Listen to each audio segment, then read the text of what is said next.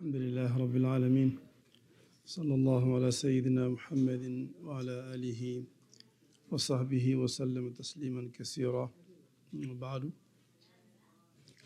So Alhamdulillah, we discussed Saffat, Yasin, and next to Yasin is Saffat. As you will notice that the surahs, as you go down, they usually have a complex theme pattern. They don't have, the longer surahs usually have a single theme, and that is treated at length. The shorter surahs, their themes are much more complex. So it's hard to find one theme to focus on. But anyway, so we discussed Yasin in particular. وَجَعَلْنَا مِن بَيْنِ أَيْدِيهِمْ سَدًّا وَمِن خَلْفِهِمْ سَدًّا فَأَغْشَيْنَاهُمْ. We discussed that. And the other ayahs that carry the same, that explain that ayah. Yeah. Then we go to Saffat. That is again the story of the prophets, Sayyidina Ibrahim, Sayyidina Nuh's story first. And usually, as we said, that God will bring stories of people who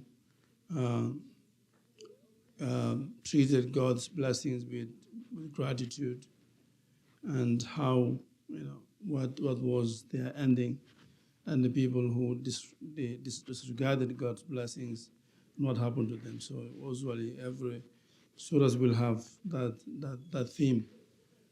So we have the same thing in Saffat, beginning with Sayyidina Nuh, and وَتَرَكْنَا عَلَيْهِ فِي الْآخِرِينَ, and we made his descendants to carry on, and those who were ungrateful perished. So Sayyidina Ibrahim, which is one of his descendants, Sayyidina Nuh's descendants, and then that goes on to Sayyidina Ismail and Sayyidina Ishaq, and of course the disagreement between, even among Muslim scholars, about who was the one who was meant to be sacrificed.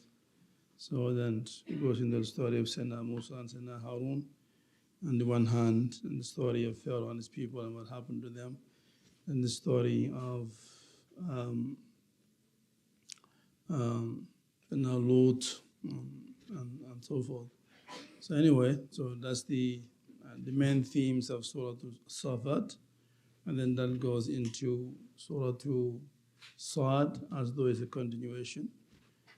We end with the stories of Sayyidina Lut and the story of Sayyidina Dawood and Sayyidina Sulaiman, his son, are the most prominent stories in that surah, Surah Saad.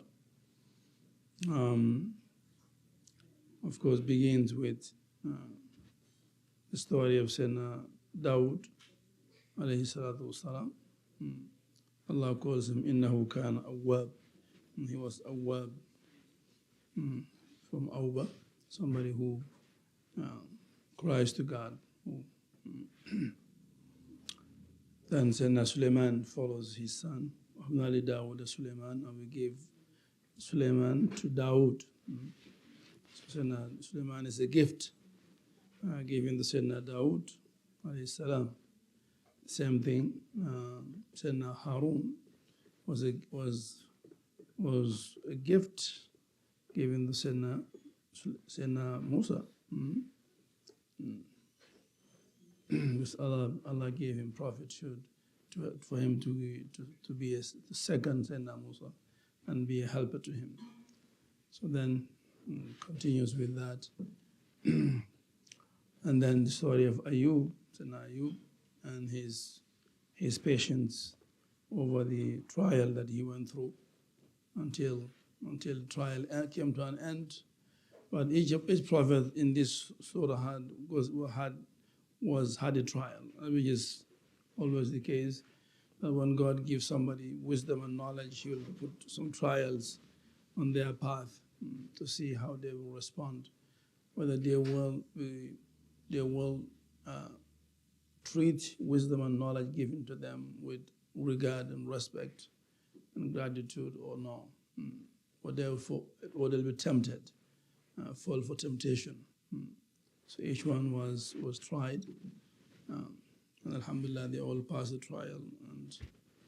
And so Sayyidina Ayub, that's what happened to him, and then it goes into again Sayyidina Ibrahim, Sayyidina Ishaq, and Yaqub on the one hand, and Sayyidina Ismail al-Yasa, and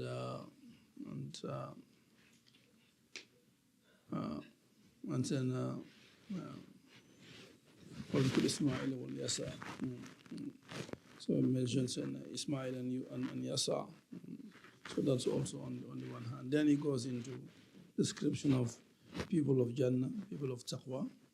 وَإِنَّ لِلْمُتَّقِينَ لَحُسْنَ مَآبٍ وَإِنَّ لِلطَّاغِينَ لَشَرَّ مَآبٍ. As usual, Jannah as being a home for the muttaqeen, and Jahannam for the tagheen. So Taqwa and Tughyan or Udwan, as though these are the two words that, and all the stories are centered around the question of taqwa. Each one were tried in terms of taqwa, and alhamdulillah they all passed.